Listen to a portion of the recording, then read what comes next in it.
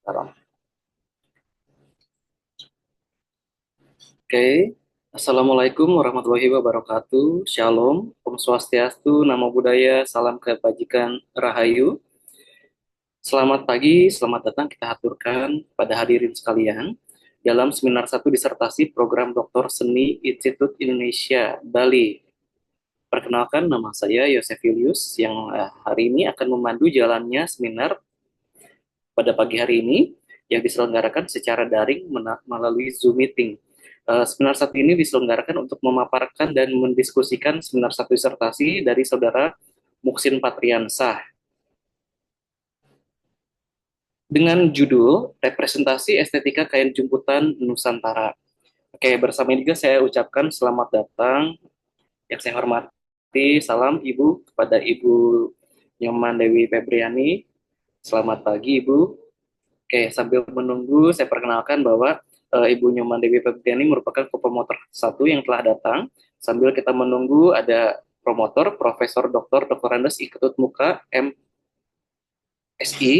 dan co-promotor 2 yang sedang menuju Zoom juga, ada Dr. Cok Istri Ratna, CS, SSN, MSI. Dan yang terutama, saya ucapkan salam juga kepada para narasumber yang telah hadir pada Zoom meeting hari ini.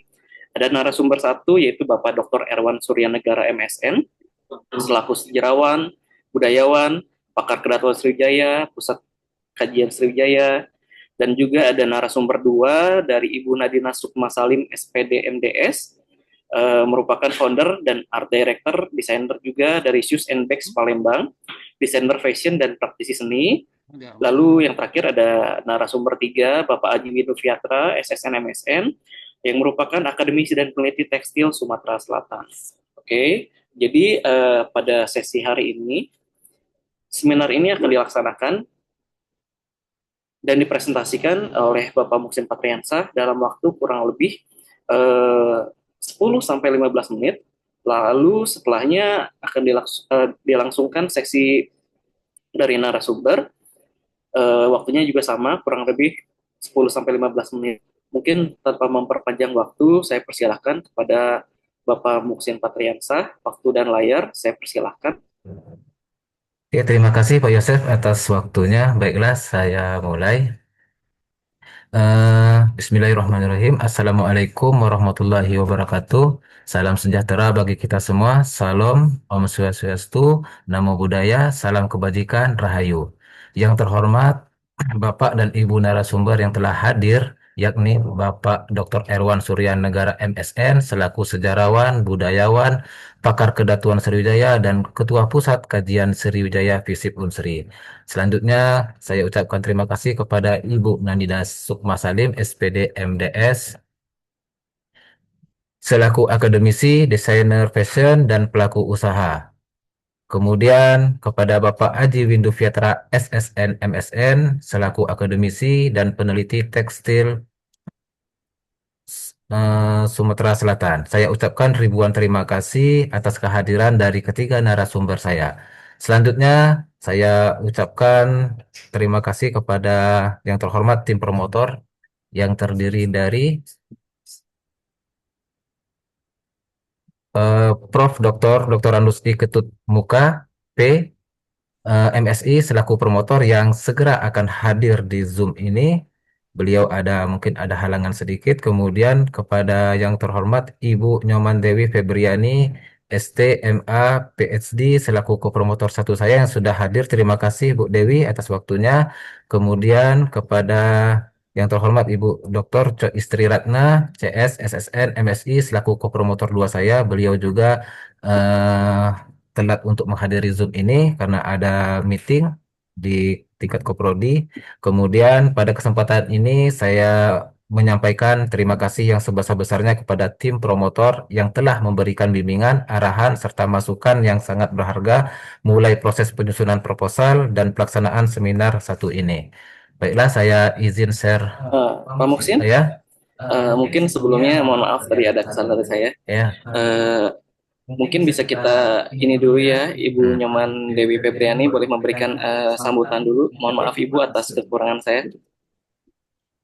Mungkin kepada Ibu Nyoman Febriani, waktu dan layar saya persilahkan. Izin Pak Yosef, Prof. Mukanya sudah bergabung, mungkin bisa disapa dahulu. Catat Prof Mukanya. Oh, oke. Ya. Siap. Selamat Selamat pagi, pagi, Om Om Swastiastu. Swastiastu. Selamat Selamat datang datang kepada pada Prof. Prof. Dr. Dr. Dr. Dr. Andes Andes Iketut Iketut Muka Muka MSI. Bapak, mungkin bisa mohon izin untuk bisa memberikan sambutan di awal pertemuan seminar satu ini, Pak. Ya, terima kasih atas waktunya. Ya, Om Swastiastu, Assalamualaikum warahmatullahi wabarakatuh. Salam sejahtera, namo buddhaya, salam kebajikan, rahayu. Selamat pagi semuanya, yang saya hormati tim promotor yang sudah hadir, yang Ibu Dewi Febri, Ifdi, kemudian Ibu Cok karena berhalangan, yang saya hormati dan selalu memberikan arahan kepada Saudara Muhsin. Pada hari ini akan eh, menyampaikan hasil atau beberapa pandangannya terkait dengan permasalahan yang diajukan pada ujian proposal yang sudah lewat. Yang saya hormati, eh, sekali lagi, eh, moderator ya Pak Yosep. iya Pak, terima kasih. Salam Hmm. kenal. Dan para narasumber,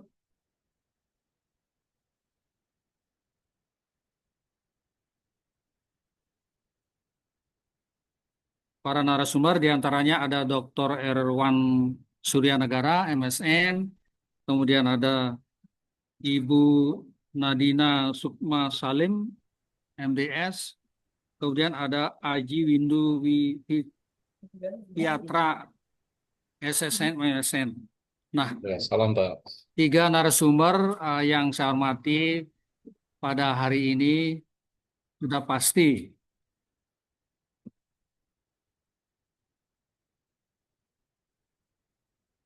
akan memberikan beberapa masukan, beberapa solusi terkait dengan permasalahan yang diajukan oleh saudara mahasiswa Muksin Patriansah, yang kebetulan pada detik ini masih menjadi mahasiswa program doktor isi Bali.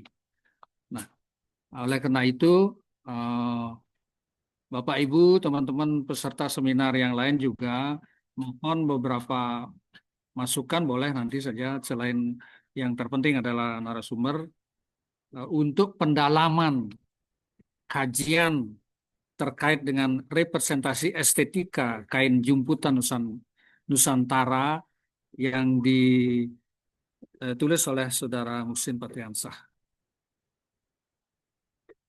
Semoga apa yang menjadi harapan kajian Saudara Muhsin ini betul-betul menemukan titik terang, sehingga penelitian atau riset ini akan menjadi lebih berguna di masyarakat. Karena yang terpenting, riset itu kan harus menjadi sebuah, di samping menemukan nanti beberapa hal yang baru, kemudian ada feedbacknya baik kepada masyarakat dan terutamanya kepada masyarakat perajin, karena ini terkait dengan kain jumputan gitu.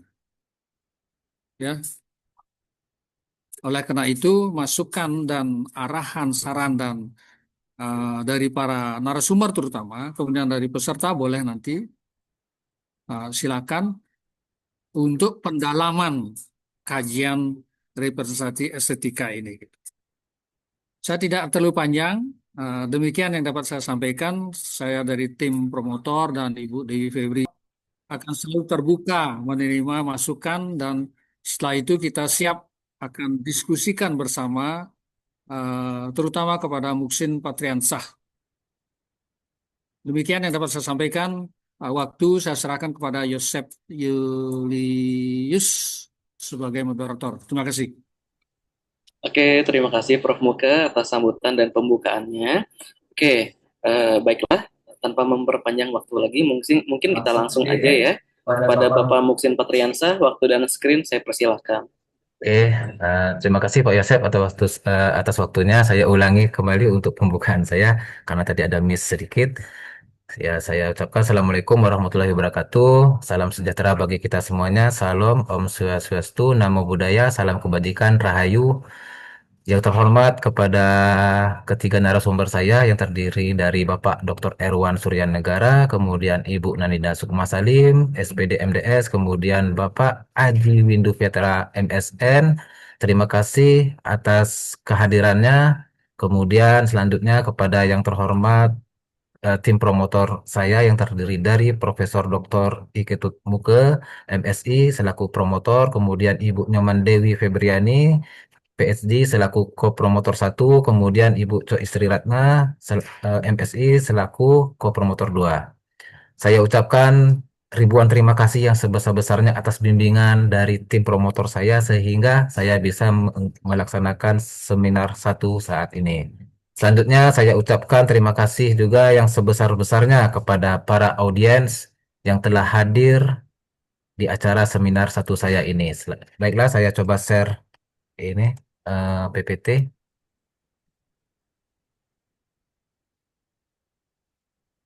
Sudah kelihatan Pak Yosep?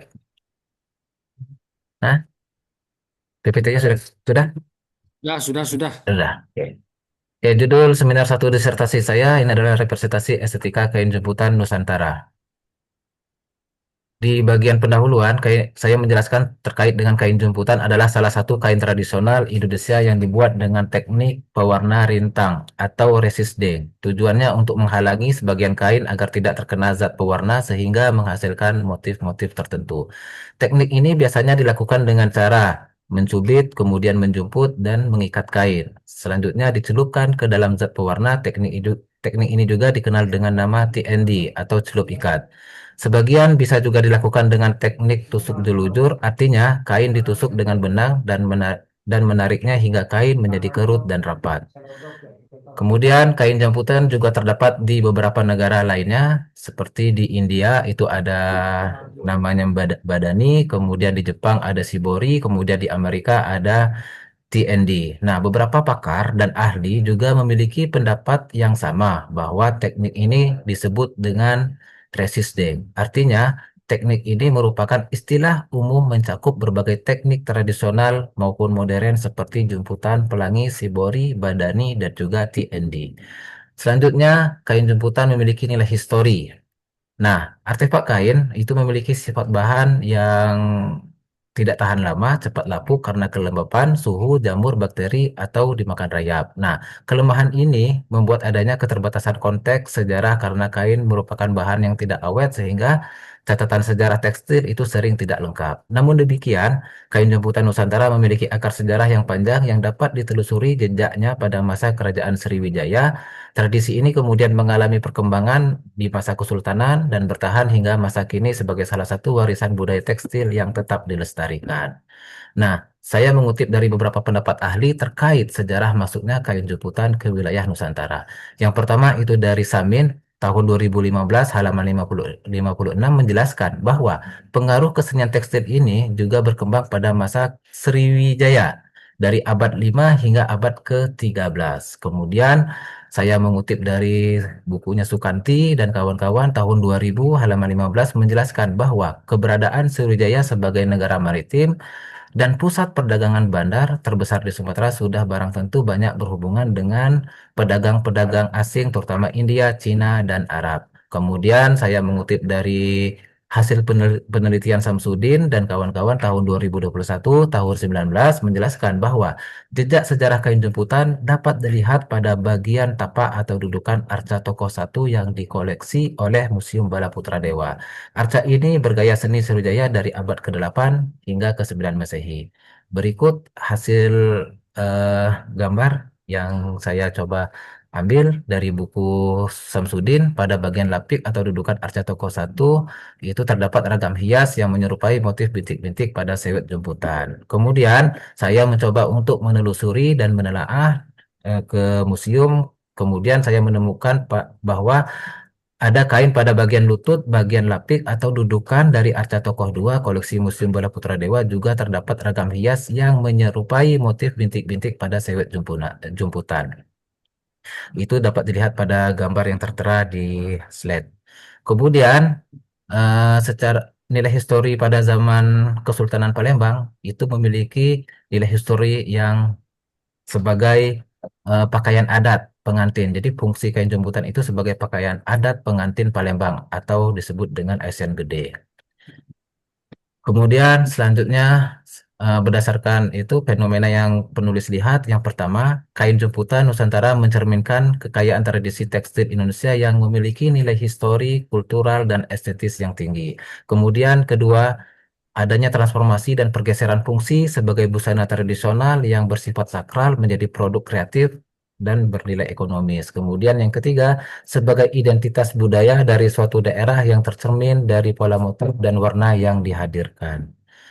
Nah, urgensi berdasarkan fenomena tersebut, maka penelitian ini menjadi penting untuk dilakukan berdasarkan keterkaitan sejarah, fungsi, dan bentuk motif kain jemputan Nusantara dengan daerah penyebarannya, yakni di Pulau Sumatera yang diwakili oleh Palembang, kemudian Jawa di Jogja, Kalimantan, Banjarmasin, dan kemudian Bali.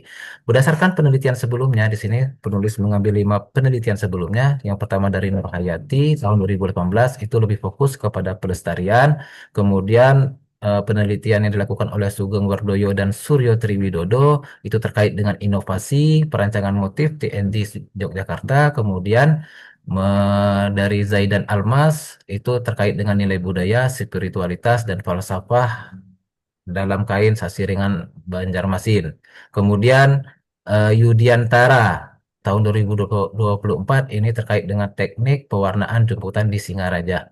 Kemudian Samsudin ini terkait dengan sejarah kain jemputan Palembang. Nah, dari kelima peneliti ini itu terdapat yang namanya gap research. Nah, adapun gap research-nya itu adalah belum ada luaran yang mengkaji representasi estetika kain jemputan Nusantara baik pada aspek kemiripan dari teknik dasar yakni celup celup ikat, kemudian jahit atau jelujur ikat.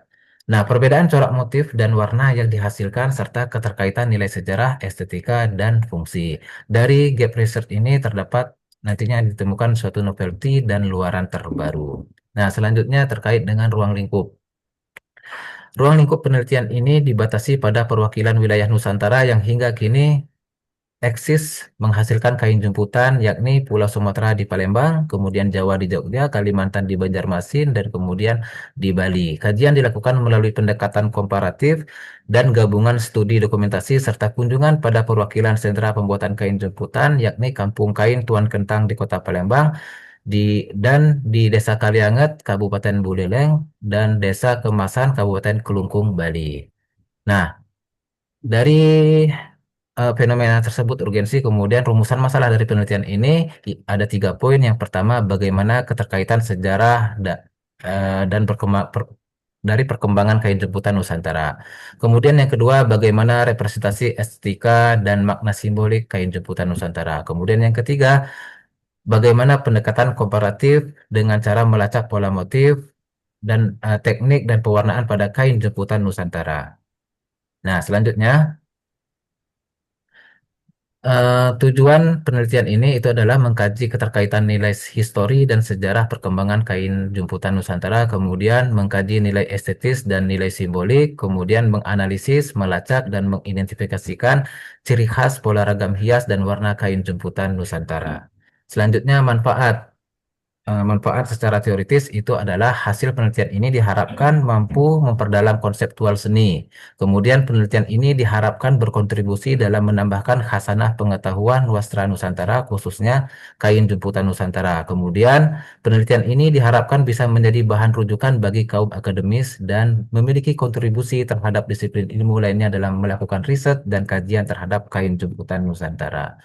Kemudian manfaat praktis. Yang pertama itu sebagai upaya untuk meningkatkan apresiasi masyarakat, kemudian menginspirasi bagi para peneliti untuk mengkaji kain jemputan Nusantara sebagai warisan budaya, kemudian memberikan kontribusi dalam upaya memperkuat identitas keragaman budaya. Nah, Berikut lokasi penelitian yang ada di Palembang itu terdapat di Kampung Tuan Kentang Kartapati Palembang, kemudian ada di Museum Bala Putra Dewa Palembang, kemudian ada di Geria Kain Tuan Kentang Kartapati Palembang. Kemudian sedangkan lokasi penelitian yang ada di Bali itu ada di Desa Kemasan dan Sampalan, Kabupaten Kelungkung, Bali.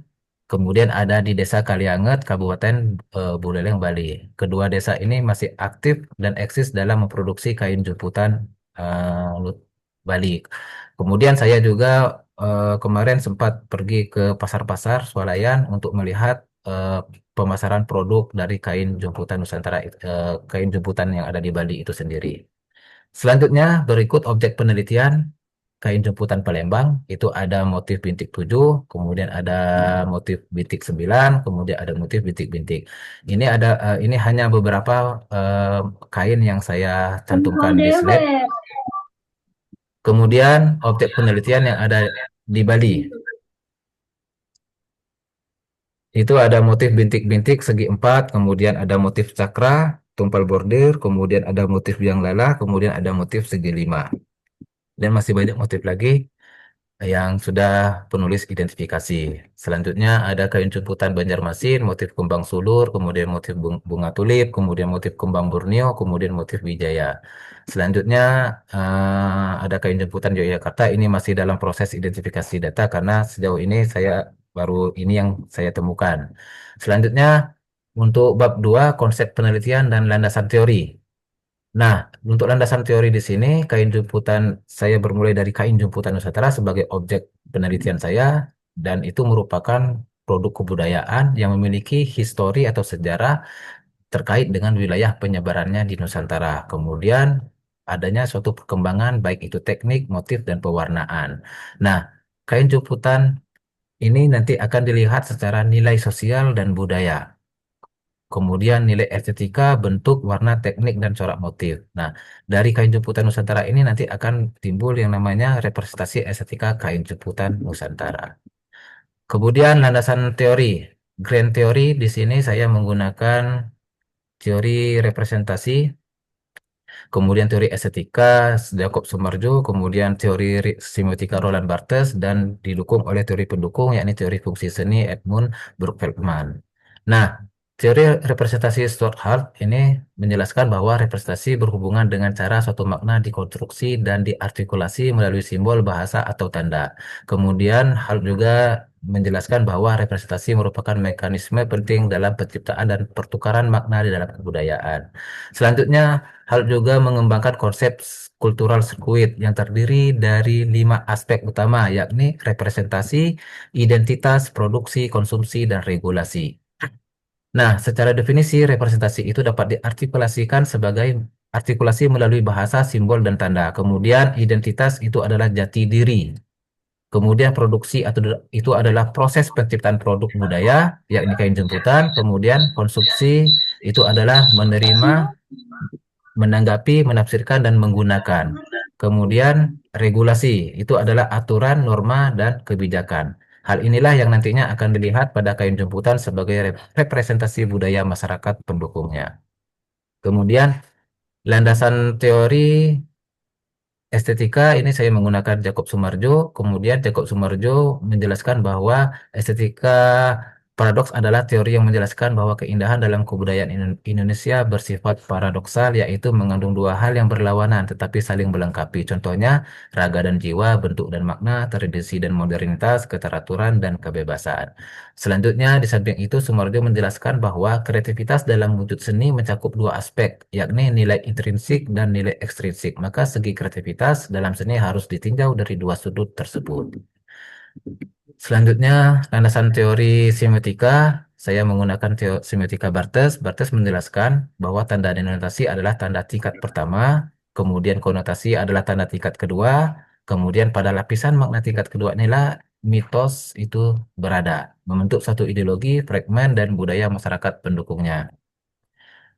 Kemudian teori pendukung itu ada teori fungsi seni, yang pertama fungsi personal, kemudian fungsi sosial, kemudian fungsi fisik. Hal inilah yang nantinya akan dilihat pada kain jemputan Nusantara. Kemudian bab 3 ada metode penelitian. Jenis penelitian yang digunakan adalah jenis penelitian kualitatif dengan pendekatan komparatif. Menurut Sumartono, bahwa dalam penelitian seni rupa dan desain, pengumpulan data tidak selalu dilakukan di lapangan dalam pengertian geografis tertentu. Penelitian dalam bentuk teks atau teoritis bisa saja mengandalkan data pustaka melalui buku, artikel, baik yang tercetak atau yang bisa diakses melalui internet. Nah, teknik pengumpulan data ada tiga. Yang pertama observasi, ini penelitian langsung terhadap kain jemputan Nusantara yang dilakukan di Palembang dan Bali, sedangkan di wilayah Yogyakarta dan Banjarmasin hanya dilakukan melalui data pustaka dan data digital. Kemudian wawancara, ini penelitian menggunakan teknik wawancara Snowplow. Kemudian dokumentasi langsung, ini berisi tentang data-data yang dibutuhkan yang terkait dengan buku-buku yang relevan, kemudian foto-foto atau gambar, kemudian yang berkaitan dengan motif kain jemputan Nusantara. Nah, berikut teknik wawancara Snowplow. Ini saya mulai dari narasumber utama saya, yakni Bapak Erwan Suryanagara. Nanti turun ke Ibu Nandina Sukma Salim yang sudah hadir selaku akademisi dan pelaku usaha. Kemudian Bapak Aji Windu Fiatra selaku akademisi dan peneliti tekstil Sumatera Selatan. Kemudian dari Yudi Sorevi, penulis dan budayawan. Nanti turun lagi ke Dinas Kebudayaan Kota Palembang, yakni Bapak Muhammad Afan Prapanca, kemudian kepada Amirullah, Kepala Museum Bala Putra Dewa. Selanjutnya kepada pengrajin dan pelaku usaha di Kampung Tuan Kentang dan kepada pengrajin di Desa Kalianget dan pengrajin di Desa Kemasan Kelungkung Bali. Kemudian nantinya akan kepada masyarakat pengguna atau konsumen. Nah, yang ini berikut rencana bab 4, bab 5, dan bab 6. Nah, rencana bab 4 itu saya akan membahas tentang sejarah dan perkembangan kain jemputan Nusantara. Yang pertama itu membahas tentang pengertian kain jemputan menurut para ahli, kemudian sejarah kain jemputan Nusantara, baik itu di masa Sriwijaya, kemudian berlanjut ke masa Kesultanan, masa kolonial, hingga transformasi kain jemputan di era modern. Kemudian rencana bab kelima itu terkait dengan representasi estetika dan makna simbolik kain jemputan Nusantara.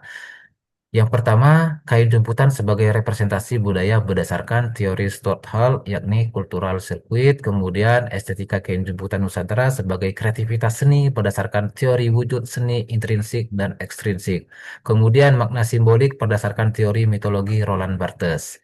Nah, selanjutnya, rencana bab keenam itu adalah studi komparatif pola motif, teknik, dan pewarnaan kain jemputan Nusantara. Kemudian, ada 3 poin. Yang pertama itu pola dan corak motif kain jemputan Nusantara, kemudian teknik dan proses pembuatan, kemudian pewarnaan yang digunakan atau pewarna alami dan sintetis. Sehingga dari kajian-kajian riset ini nantinya diharapkan mampu menemukan ciri khas kain jemputan Nusantara di daerah penyebarannya, yaitu Palembang, Banjarmasin, Yogyakarta, dan Bali. Mungkin itu saja yang bisa saya sampaikan dalam materi ini. Sekian saya ucapkan dan terima kasih. Saya kembali ke moderator Pak Yosep. Oke, terima kasih kepada Bapak Muhsin Pateansa atas presentasi seminar satunya. Lalu sesi selanjutnya kita akan memasuki sesi tanggapan, yaitu sesi diskusi dan pemberian tanggapan dari para narasumber. Yang fokus utama sesi ini adalah masukan dari para ahli yang hadir. Untuk pertama, saya undang kepada Ibu Nadina Sukma Salim untuk bisa memberikan masukan dan tanggapan kepada Bapak Muhsin Patriansah. Kepada Ibu Nadina Sukma Salim, waktu dan layar saya persilahkan.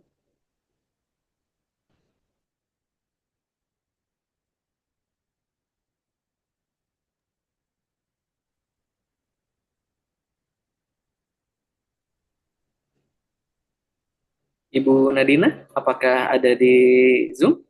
Mungkin masih belum itu, masih di mute suaranya.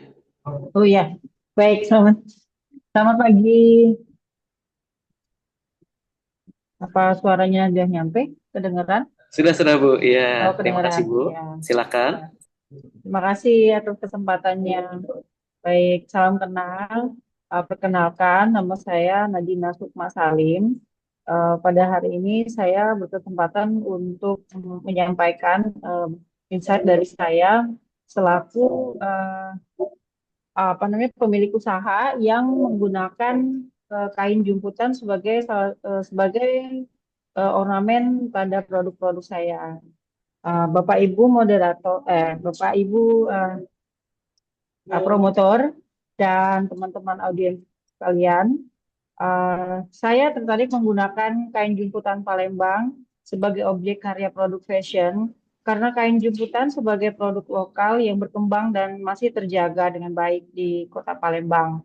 Namun pengaplikasiannya masih terbatas terhadap produk pakaian saja, sehingga pengaplikasian teknik jumputan di Palembang ini juga dapat dilakukan pada kain-kain yang mengandung serat alam dari nabati maupun hewani atau yang buatan menyerupai alam dengan sedikit polyester seperti rayon dan asetat. Nah, jadi saya saya sebagai salah satu sumbernya Pak Musin, kemarin ditanya juga bagaimana saya mengaplikasikan kain jemputan itu terhadap produk-produk saya. Nah, saya sendiri dengan usaha saya dengan bernama Nadina Salim itu mengaplikasikan kain jemputan kepada produk sepatu, alas kaki ya, sepatu dan sendal dan sebagainya. Jadi motif-motif jemputan yang dibuat oleh pengrajin-pengrajin di Palembang seperti yang disebutkan oleh Pak Musin tadi, itu saya aplikasikan menjadi di upper sepatu. Jadi menjadi elemen estetik juga dipadukan dengan kain lain atau misalnya dipadukan dengan kulit sebagai produk alas kaki dan juga beberapa menjadi produk tas. Jadi menjadi produk yang khas dari Palembang. Gitu.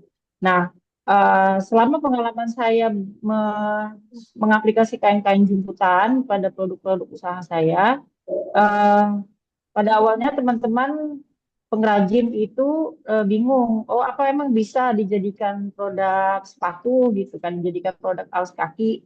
Nah, cuman karena memang pengetahuan kami di bidang teknologi alas kaki itu kan kain jemputan yang dikerjakan di atas kain katun, di atas kain yang cukup tebal, dan saya tidak memilih menggunakan yang di atas kain sutra karena terlalu tipis. Jadi saya menggunakannya kain jemputan yang dibuat di kain katun gitu.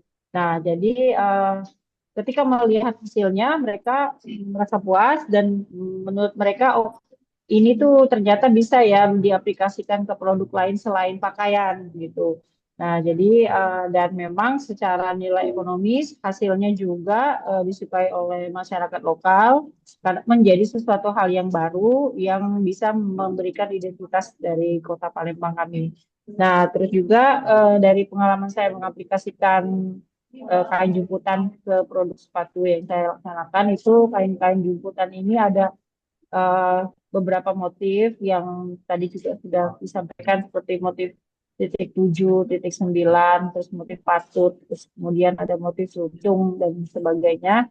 Itu merupakan representasi eh, keindahan saja dari seniman pengrajin di Palembang. Tapi memang juga kalau secara historisnya yang pernah saya tanya-tanya dari pengrajin itu memang mengandung nilai eh, apa ya agamis karena em, apa namanya ada titik tujuh itu misalnya merepresentasikan kepada satu Tuhan terus melaksanakan enam apa namanya rukun Islam rukun iman seperti itu terus kemudian hal-hal lain dan yang memang Palembang ini sebagai apa namanya kerajaan Kesultanan Palembang Darussalam itu memang yang memiliki nilai eh, keislaman yang cukup tinggi pada saat itu gitu.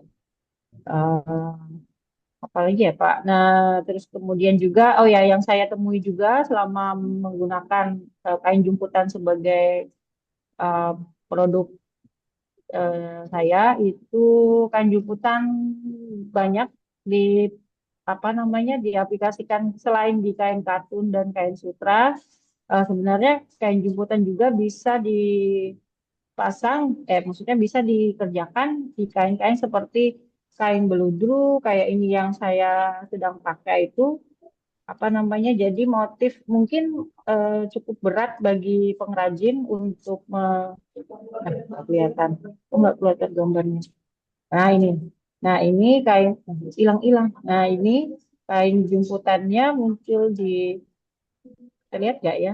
Kain jumputannya itu di atas kain bludru. Nah ini juga menarik, tapi memang cukup sulit oleh pengrajin karena kebanyakan pengrajin yang mengerjakan kain jumputan ini perempuan. Jadi ketika mereka harus menarik jahitan itu seperti yang Pak Musin bilang kan tekniknya kebanyakan itu stitch and dye. Jadi ketika ditarik dijujur, kemudian ditarik itu harus diikat kencang-kencang. Nah itu kadang-kadang karena kainnya tebal eh, sulit bagi pengrajin karena kebanyakan pengrajinnya perempuan gitu. Nah jadi makanya rata-rata mereka senang mengerjakan di motif-motifnya nggak terlalu rumit gitu kan, hanya misalnya titik terus kemudian atau eh, memanjang lereng dan nah, kok hilang-hilang ya, hilang-hilang nggak gambar saya ya, Pak Esep? Ini hilang nih gambar saya. Iya Bu, ini terlalu dekat dengan kamera mungkin. Nah coba yang deket ya, ini hilang lagi. Nah, hahaha. Kayak gitu. Tapi tes, nah ini mungkin sedikit-sedikit terlihat ya. Nah itu, wow, seperti bersinar. Nah, gitu ya. Nah, seperti itu. Jadi, ya seperti itu demikian beberapa pengalaman saya dalam mengerjakan kain juputan. Terus, tahu ya, kain juputan juga di Palembang ini umumnya dijual oleh pengrajin dalam ukuran 2 meter, terus ada ukuran 3 meter, misalnya ada, jadi dia nggak meteran apa ya sekaligus banyak gitu karena rata-rata kalau yang dari pengrajin itu mereka dipotong seukuran penggunaan konsumen untuk dijadiin baju gitu. Kecuali kita mau mesen sendiri, misalnya hanya 1 meter atau kita mau pesen sekaligus 10 meter misalnya gitu. Tapi umumnya kalau yang dijual oleh pengrajin, yang dibuat oleh pengrajin itu sudah dipotong dalam ukuran 2 meter 2 meter seperti itu atau 3 meter paling enggak, gitu, Pak. Demikian sedikit pemaparan dari saya mengenai kain liputan di Palembang. Demikian, Assalamualaikum warahmatullahi wabarakatuh. Waalaikumsalam warahmatullahi wabarakatuh. Terima kasih kepada Ibu Nadina Salim. Sama-sama Jadi Pak kalau yang Ese. saya tangkap ini, ya di Palembang ini masih terbatas di sama pakaian ya. Eksplorasinya Ya, kayaknya masih bisa ya dieksplor lebih masih lagi. bisa. Dan harapannya adalah dari penelitian ini nanti bisa saling ada insight-nya ya. Diharapkan Mm-mm. bisa mendukung pelestarian kain juputan, terutama Ya, Palembang dan di ya, Nusantara.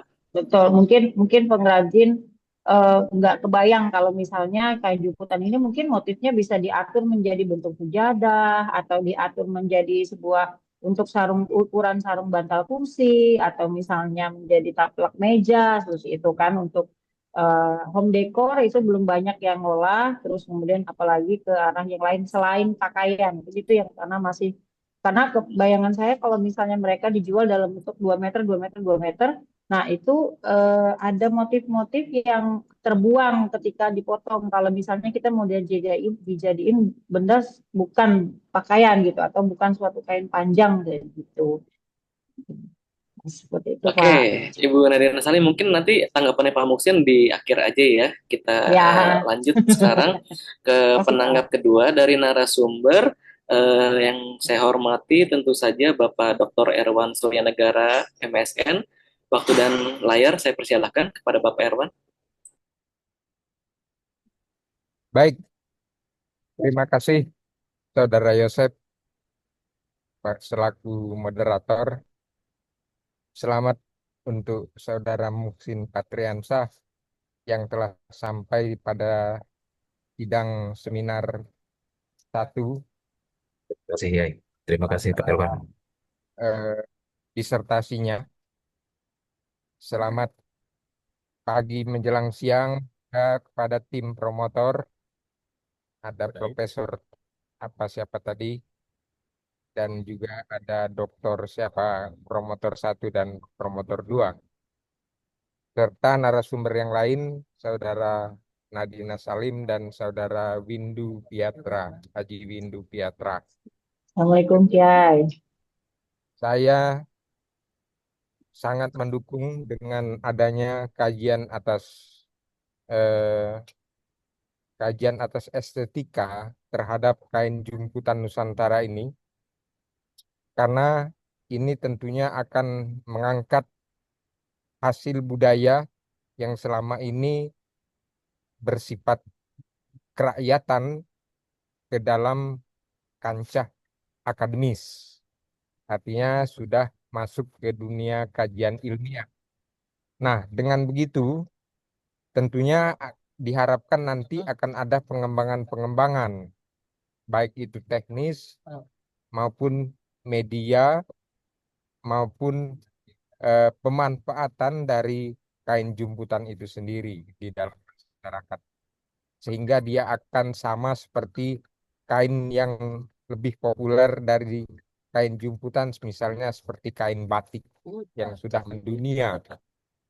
Nah, terkait dengan itu, tentunya sama dengan kain batik, kain tenun, songket, kain jumputan, itu di Nusantara kita bisa lihat jejaknya dari masa lalu, seperti dari sumber-sumber yang dibaca oleh saudara Muksin, itu rata-rata sudah ada sejak masa Sriwijaya keberadaan dari kain jumputan ini. Nah, eh, bahkan ada yang lebih tua kalau saya lihat keberadaan kain. Jadi kita belum bicara keberadaan jumputannya, kita bicara penggunaan kain di dalam masyarakat Nusantara itu. Ternyata keberadaan kain itu sudah ada sejak masa prasejarah. Banyak buktinya di patung-patung megalitik itu, arca atau patung itu menggunakan jubah. Artinya mereka sudah mengenal eh, tekstil.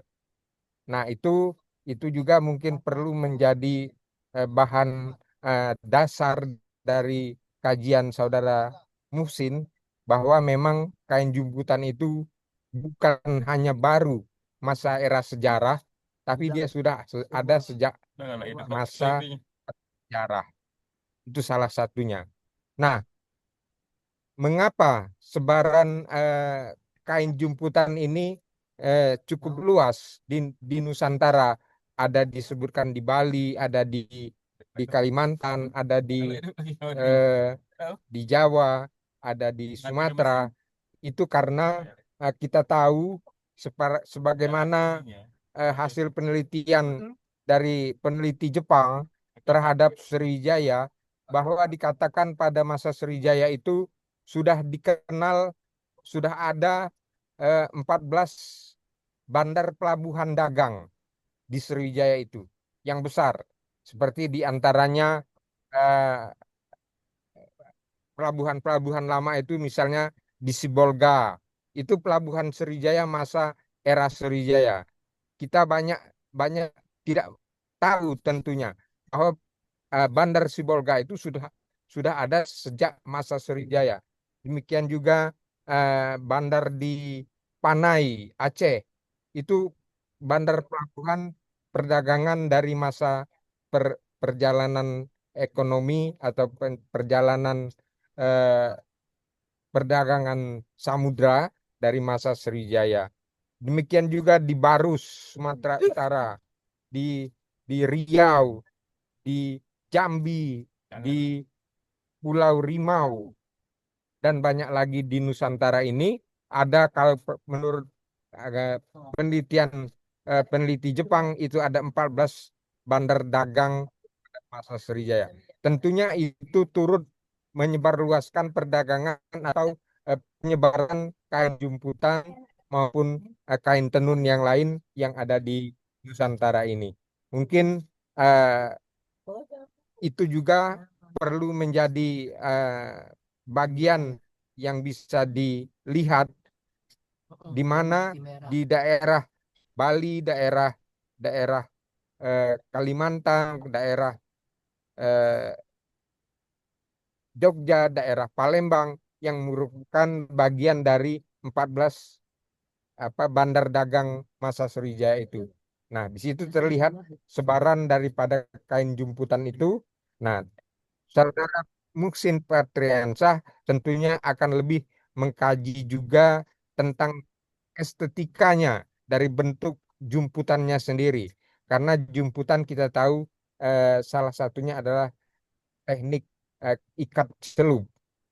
Teknik ikat celup yang ada di Nusantara ini eh, sehingga bisa dilihat kajian estetiknya, kajian apa eh, pola-pola estetika yang tampak yang dihasilkan dari teknik kain ikat celup itu. Mungkin itu yang dapat saya sampaikan buat saudara Musid Patriansah. Terima kasih. Oke, terima kasih kepada Bapak Erwan Suryanegara. Menarik sekali ya. Kalau saya ringkas sekilas, ternyata tekstil ini sudah ada jauh sebelum zaman-zaman Sriwijaya pun sudah ada. Dan nanti mungkin Pak Muksin bisa eksplor itu ya. Jadi dari sisi estetikanya bisa dieksplor. Pertama tadi yang Pak Erwan sebut itu adalah teknik ikat celupnya. Nanti mungkin bisa dikaji lebih mendalam lagi. Oke, lanjut aja. Sekarang kita ke penanggap atau narasumber ketiga. Yang saya hormati Bapak Aji Windu Fiatra, SSN MSN, waktu dan layar saya persilahkan.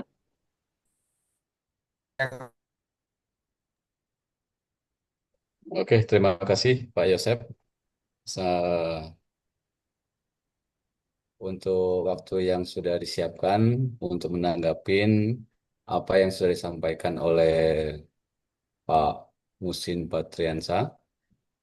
Sebelumnya saya ucapkan selamat untuk Pak Musin sudah mencapai tahap seminar satu ini, karena nanti akan melanjutkan ke tahap seminar berikutnya Pak Musin ya. Eh, dan saya ucapkan terima kasih juga kepada tim promotor yang dimana di sini ada Bapak Prof Muke, kemudian ada Ibu Dewi ya, kemudian juga ada Ibu Dr. Sri Ratna, dan salam juga pada para narasumber yang lainnya, pada Bapak Dr. Erwan Suryanegara, MSN, kemudian juga ada narasumber Ibu Nadina Sukma Salim. Eh, Terkait dengan apa yang disampaikan oleh Pak Musin untuk disertasinya, eh, kemarin saya juga sempat ngobrol-ngobrol juga dengan Pak Musin dengan topik ini ya cukup menarik karena bahas tentang kain jemputan. Apalagi selama ini apa yang saya lakukan terkait dengan beberapa hasil penelitian ataupun mengamatin perkembangan tekstil yang ada di Sumatera Selatan, khususnya di Kota Palembang. Eh, ini menjadi hal yang mungkin menjadi urgensi ya bagi kerajinan tekstil yang ada di Sumatera Selatan. Sebab kalau melihat dari perkembangan sekarang ini kebutuhannya tidak hanya sebagai untuk inovasi saja, tapi ada hal yang memang perlu dicermatin ketika munculnya topik tentang kain jemputan Nusantara ini, terutama di jemputan Palembang, bahwa saya melihat memang menjadi persoalan utama adalah minimnya dokumentasi ataupun literasi terkait dengan kerajinan-kerajinan yang ada di Sumsel, terutama di Palembang. Sebab ini yang menjadi permasalahan. Mungkin Ibu Nadina Salim cukup memahami betul bahwa terkait dengan beberapa motif yang ada di Palembang, khususnya jemputan Palembang ini, memang ada beberapa motif yang disebutkan oleh Pak Muhsin tadi, ada bintik 5, bintik 7, kemudian bintik 9, hingga motif untuk janur, hingga kembang berupa bunga atau kembang gitu. Ini yang menjadi eh, semacam perlu kita cermatin bahwa potensi-potensi ini menjadi semacam hak kekayaan intelektual yang memang belum termanfaatkan secara maksimal. Apalagi penerapannya yang memang saat ini juga eh, saya melihat banyak para pengrajin jemputan yang mengeluh terkait masalah hak ini. Mungkin pembahasannya agak melebar ke sana. Tapi kalau kembali lagi ke dasar melihat apa yang dari topik utama ini adalah tentang estetika kain jumputan Nusantara justru menjadi hal yang menjadi lebih menarik lagi, di mana sebelumnya hanya satu daerah, sekarang sudah mulai berkembang ke daerah yang lain. Seperti yang tadi di Jawa, di Jogja ya, kemudian di Bali, termasuk juga yang di Kalimantan. Kalau di Bali ini, eh, saya lihatnya cukup lama ya, apalagi istilah dari kain jumputan ini kalau nggak salah kamen ya, kain kamen. Kemudian di Jawa ini banyak istilah sebutannya itu semacam pelangi, yang memang metode motifnya ya mungkin agak jauh beda, karena lebih lebih ke arah yang menjulur ataupun yang sifatnya itu bebas, hampir menyerupai juga dengan di Bali. Nah, yang saya amati juga begitu di daerah lain di Kalimantan, terutama di Banjarmasin ataupun di sekitarnya, eh, hingga ke mungkin ke arah Indonesia Timur, motifnya juga memang beda karena lebih banyak kan ke bentuk-bentuk totem. Nah, mungkin yang di sini menjadi ya tugas ya kewajiban dari Pak Muhsin juga ya bisa merepresentasikan secara gamblang apa sih yang menjadi ciri khas setiap daerah. Kemudian kalaupun dilihat dari sejarahnya, memang ada segi keuntungan juga untuk di wilayah Sumatera, karena ada beberapa artefak seperti yang disampaikan oleh Pak Rewan terkait masalah arca-arca ataupun peninggalan dari zaman Sriwijaya, hingga memang sudah ada di zamannya prasejarah. Kalau keuntungan yang kita lihat, ada beberapa artefak yang memang ini menjadikan dasar yang valid ketika di arca di Kedukan Bukit ya. Beberapa arcanya yang menggunakan beberapa kain, kemudian juga kebutuhan setiap kain baik dari bagian atas, tengah hingga bawah, itu juga menjelaskan beberapa motifnya juga, yang kalau motifnya motif binti-binti ya. Eh, ini yang penamaan yang motif binti-binti ini yang mulai berkembang hingga saat ini yang digunakan. Nah, saran saya untuk mengkaji kain jemputan dalam perspektif SDSK ini, mungkin ya kalau saya lihat dari alur pemikirannya, ini emang cukup dalam. Mungkin bisa lebih mendalam lagi kalau bisa ditempuh dengan beberapa kajian multidisipliner. Eh, Misalnya dari kajian estetikanya secara study case untuk ke lapangan, eh, terkait beberapa daerah, ini mungkin bisa digabungkan karena mungkin pasti akan menambah masana ataupun kajian yang lebih dalam terkait dengan representasi estetika jemputannya. Nah, saya rasa itu saja yang dapat saya sampaikan. Eh, Apa yang telah dipaparkan oleh Pak Musin, saya ucapkan terima kasih. Oke, terima kasih kepada Bapak Aji Binu Fiatra. Jadi menarik ya. Nanti Pak Muksin diharapkan ya karena minimnya dokumentasi dan literasi bisa merepresentasikan ciri khas dari kain jumputan tiap daerah yang dikolaborasikan tentunya secara interdisipliner. Oke. Mungkin kepada Bapak Muksin Patriansah sebelum saya lempar ke tim promotor, jika ingin menanggapi diperbolehkan Pak, silakan. Ya, terima kasih Pak Yosep atas waktunya. Terima kasih juga kepada Ibu Nadina Salim, kemudian Bapak Dr. Erwan Suryanegara dan Pak Haji Windu Fitra MSN yang telah memberikan masukan tadi terkait dengan Ibu Nadina Salim. Itu memang kayu jemputan ini di Palembang itu masih minim dalam hal proses teknik dan penerapannya. Nah, namun dari usaha yang pelaku kita sempat mengambil data, kemudian wawancara dengan Ibu Nadina Salim bahwasanya perlu adanya pengembangan agar kain jemputan ini tidak hanya sebagai pakaian, tetapi juga bisa dikembangkan dalam hal model-model lain.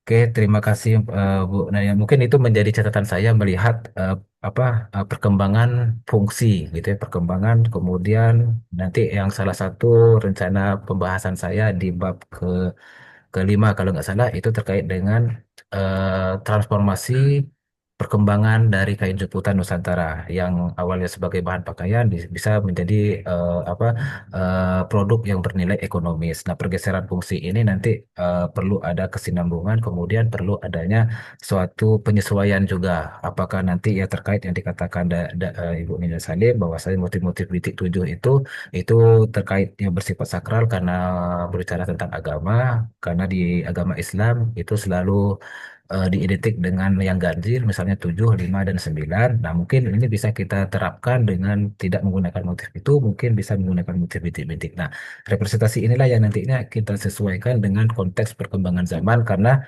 sebagian besar para pengrajin yang saya ketahui itu tidak mengetahui terkait dengan nilai histori, kemudian nilai filosofi dari motif yang dihadirkan. Nah, mungkin ini bisa bisa menjadi salah satu solusi dari permasalahan yang penulis dapat temukan kepada para pengrajin seperti itu. Nantinya misalnya para pengrajin bisa menerapkan motif bintik-bintik tapi tidak motif bintik tujuh, mungkin bintik-bintik saja seperti itu. eh Mungkin itu yang dari Ibu Nina Salim. Kemudian terkait dengan pelestarian kain jeputan ini memang perlu yang namanya pengembangan. Saya semalam juga sempat ke ke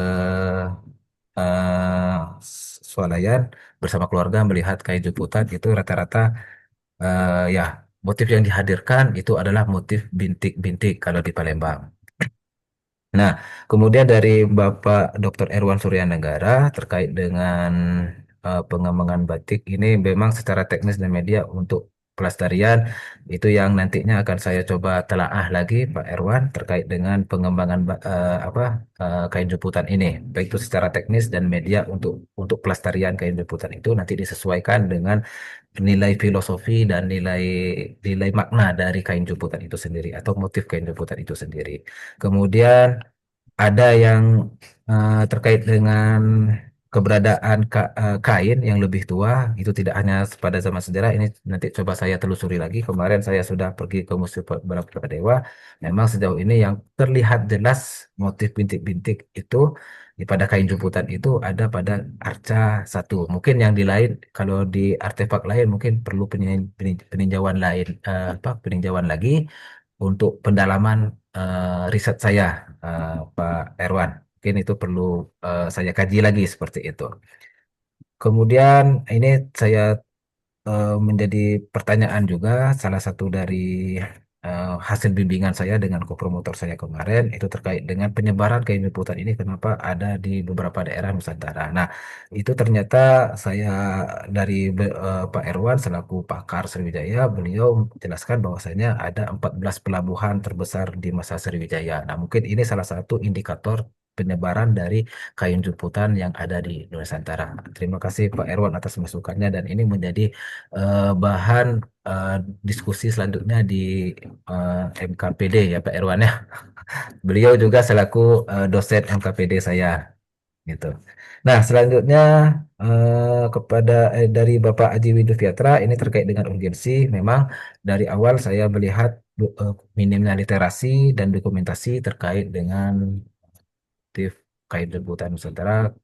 Eh, Mungkin dari riset ini saya mencoba untuk membuat literasi, kemudian mendokumentasi beberapa motif tersebut agar lebih banyak dokumen-dokumentasi yang bisa nanti dipelajari oleh eh, apa pihak-pihak akademis, mungkin oleh generasi-generasi selanjutnya. Kemudian eh, untuk kajian multidisiplin, ya saya coba untuk menggunakan teori apa tadi representasi budaya. Kemudian ini nanti terkait dengan penyebaran wilayahnya, saya akan tetap saya melakukan yang ada di Palembang itu nanti di Kabupaten Kentang, kemudian dan di Bali itu ada dua daerah di Kabupaten Buleleng dan Kabupaten Kelungkung. Atek kuliah. Oke, mungkin itu aja Pak Yosep yang Atek. bisa saya Atek, sampaikan. atek. Sabar, Pak Oke, Yosep. terima kasih Pak Mungkin. Ya. Ya, mungkin teman-teman bisa di mute dulu ya. Oke, Terima kasih untuk tanggapannya, Pak Muksin. Lanjut saja kepada sesi dari tanggapan dari promotor, tim promotor. Eh, di sini untuk ke promotor 2, apakah sudah join atau nggak join ya, Pak Muksin ya? Nampaknya belum belum hadir, saya cek sih. Oke, kalau begitu lanjut saja sesi tanggapan dari tim promotor. Untuk yang pertama, saya persilahkan kepada yang saya hormati kepada Ibu Nyoman Dewi Febriani, STMA PhD, waktu dan layar saya persilahkan Ibu. Baik, terima kasih Pak Yosef atas waktunya. Yang saya hormati Bapak Promotor Profesor Dr. Muhe, kemudian tim promotor Ibu Dr. Cho yang mungkin tidak bisa hadir pada hari ini. Selanjutnya yang saya hormati pula penanggap Bapak Dr. Erwan Suryanegara MSN, Ibu Nadira Sukmasari SPD MDS, serta Bapak Aji Windu Yatra SSN MSN. Terima kasih atas masukan dan saran yang tadi sudah diberikan kepada Saudara Muksin, dan juga yang saya hormati rekan-rekan yang bersedia hadir pada hari ini. Terima kasih sudah join pada seminar ini. Baik, mungkin yang pertama-tama izinkan saya mengucapkan selamat dulu kepada Pak Muksin, sudah sampai seminar 1 ya Pak ya. Walaupun masih ada tahapan-tahapan lain, tapi tetap semangat. Sekarang sudah seminar 1, jadi luar biasa perkembangannya.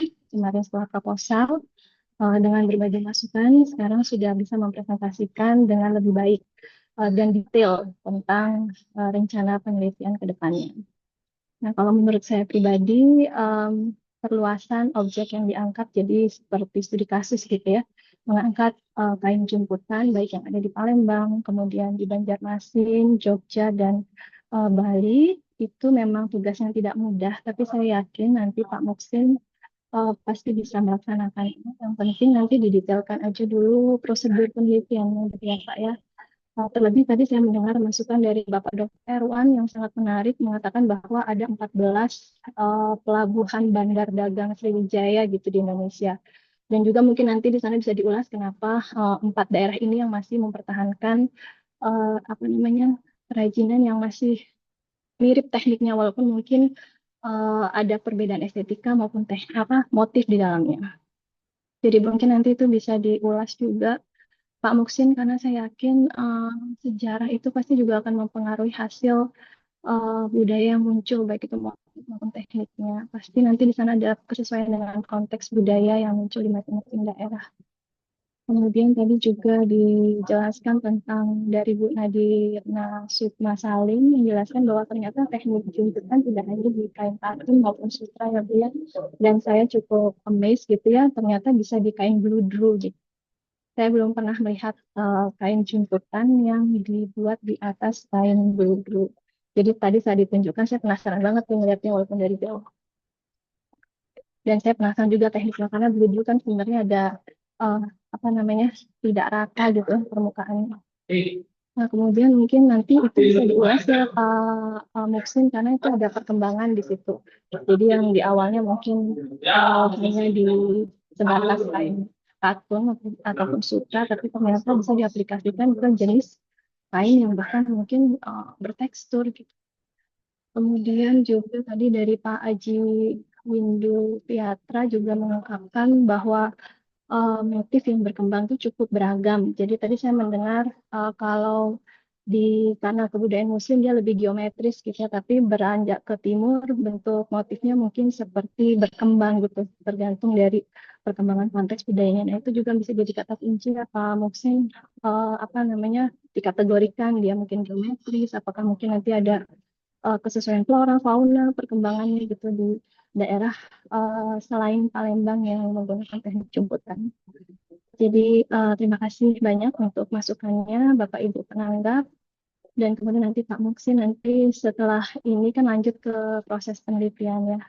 Jadi nanti kita bimbingan lagi supaya hasilnya lebih maksimal dan sekarang cukup baik sekali. Jadi mungkin nanti tambahan dari saya ada bayangan kalau yang Bapak lakukan itu berupa analisanya cross case analysis. Jadi nanti kita lihat kemiripan maupun perbedaan antar kain jumputan yang diproduksi dari masing-masing daerah.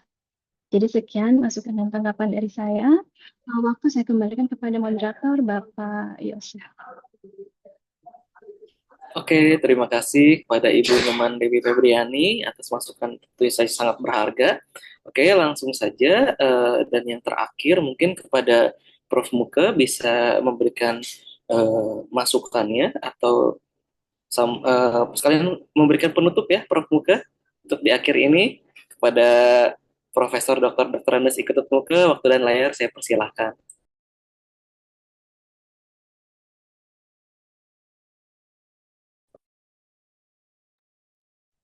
Oke, terima kasih atas waktunya kembali kepada saya. Moderator Pak Yosep sudah mengantarkan seminar ini dengan berjalan dengan baik dan lancar. Sekali lagi yang saya hormati tim eh, penanggap terdiri dari Bapak Dr. Erwan, kemudian ada Ibu Nadina, kemudian ada Bapak Aji atas masukannya. Eh, Sangat penting sekali, mungkin Pak Muksin sudah mencatat. Sekali lagi selamat selamat atas capaiannya pada hari ini. Semoga apa yang menjadi harapan dan masukan dari tiga penanggap itu betul-betul dapat dielaborasi menjadi sebuah acuan gitu untuk kedalaman dari kajian terkait dengan kain tenun. Namun demikian ada beberapa hal yang penting saya sampaikan pada kesempatan ini selaku promotor dan bersama tim co-promotor Ibu Febri dan juga eh, Bapak Dr. Erwan yang akan menjadi dosen MKPD-nya Pak Muksin. Ini mohon selalu memberikan apa namanya pendalaman gitu sehingga apa yang menjadi harapan dan kajian-kajian Pak Muksin terkait dengan representasi estetika kain jemputan itu eh, dapat dipertanggungjawabkan. Kemudian tadi Pak Muksin kan menyampaikan outline gambaran. Nah itu nanti kita diskusikan itu belum ada gambaran terjawab dari ketiga rumusan masalah. Itu masih ada yang tertinggal. Nah, ya, itu gambaran kasarnya nanti kita diskusikan. Kemudian yang menarik tadi kan dari Pak Dr. Erwan. Nah, nanti kajiannya Pak Muksin ini mohon ya tidak hanya mengkaji terkait dengan estetika. Yang disampaikan dengan Pak Aji Windu tadi itu benar harus multidisiplin gitu ya. Kain jumputan itu harus dipandang berbagai segi gitu, bukan hanya estetikanya gitu, bukan monodisiplin, harus multidisiplin gitu. Ya, tadi kan eh, Bu Nandia yang memang bergerak di bidang usaha tadi, terima kasih juga. Cuma tadi kan penyampaiannya itu berguna juga pada Pak Musin, tapi lebih mengarah kepada apa namanya practical skill pengrajin gitu, practical skill pengrajin. Ya. Nah ini penting juga, tapi yang lebih penting nanti bagaimana hubungannya kain jumputan dengan sosial budaya, makna, fungsi dan seterusnya seperti yang disampaikan oleh Dr. Erwan itu kan dari segi historisnya itu kan luar biasa kalau itu memang di apa digali datanya lebih dalam gitu. Nah, sehingga kain jumputan itu tidak hanya sekedar tampil secara visual, tapi ada makna-makna di balik sesuai nanti kajian atau apa landasan teori yang digunakan gitu. Ya, sehingga riset ini memang ada feedbacknya kepada masyarakat dan perajin gitu. Tidak hanya sepandang dari segi estetiknya saja gitu. Oke.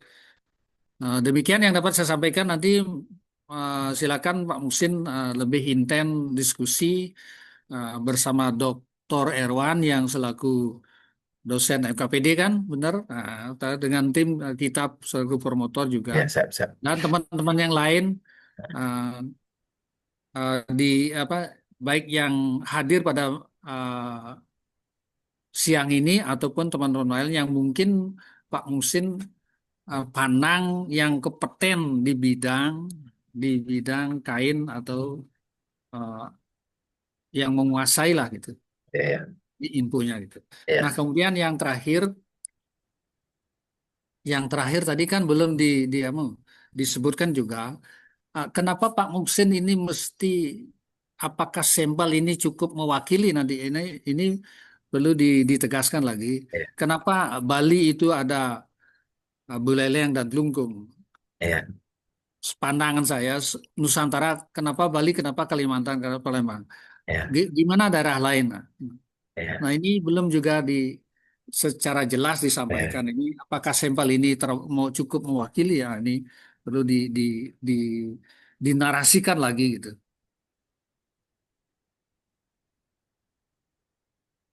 Oke, ya, itu siap. penekanan saya sebelum Ya, closing saya sampaikan pertama outline, ya, kemudian sampel apakah mampu ini mewakili keindonesiaan atau kenusantaraan kain jumbutan gitu. siap, Ya. siap. Kemudian yang tiga itu harus multidisiplin, Ya, ya, siap. harus multidisiplin. Oke, demikian Oke, penegasan saya. oke. Waktu saya serahkan kembali kepada moderator Pak Yosep.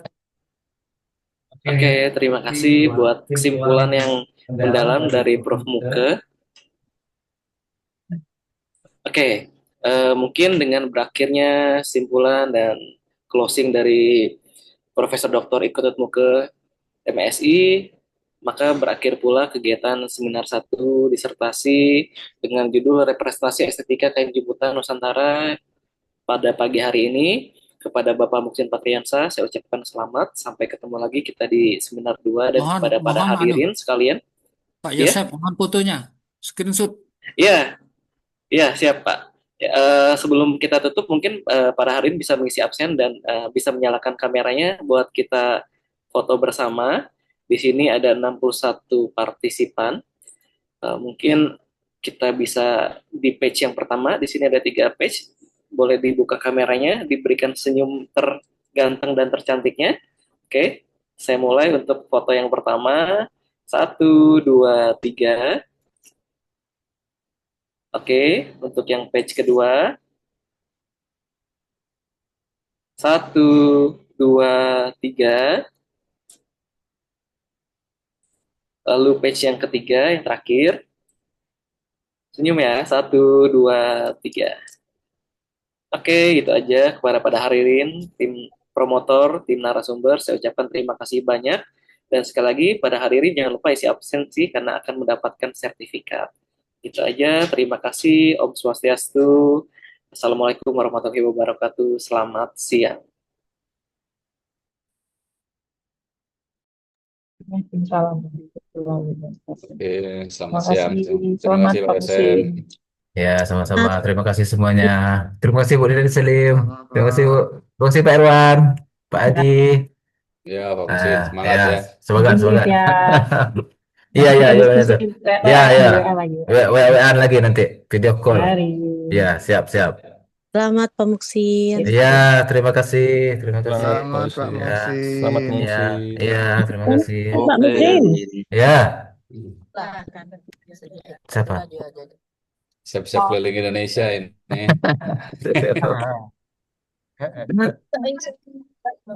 Ya, Oke ya, Musin. ya, Ya, salam ya, Pak ya, Erwan, ya, Pak Irwan. Kak Terima Dina. kasih Pak Irwan. Hati-hati Pak Aman, Irwan Pak di jalan. Muksin. Aman, aman. Diamankan saja ini.